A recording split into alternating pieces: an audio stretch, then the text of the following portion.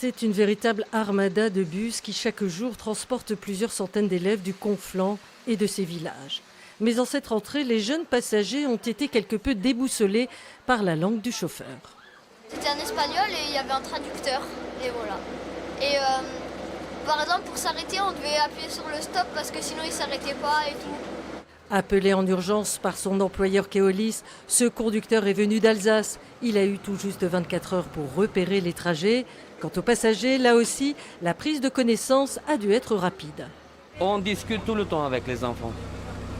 On demande où ils descendent, à quelle heure ils montent. On les connaît, on commence à les connaître. Donc je pense que c'est important.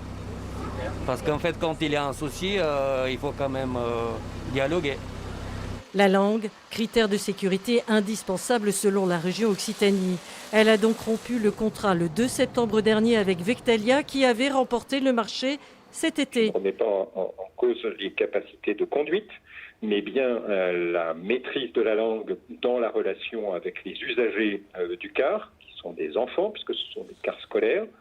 Et donc c'est bien sur ce point-là qu'il y avait une grande difficulté. Pour Vectalia, la grande difficulté a été de se retrouver avec une quarantaine de chauffeurs en moins, alors même que le cahier des charges prévoyait de les fournir. Une campagne de recrutement a été lancée en urgence. C'était une question de semaines.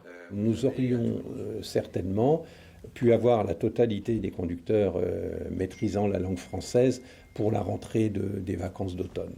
Ça aurait été réglé très facilement en 7 semaines. Reste à savoir comment la société Keolis a réussi à embaucher in extremis des conducteurs qui sont une denrée rare, le principal étant de récupérer le marché.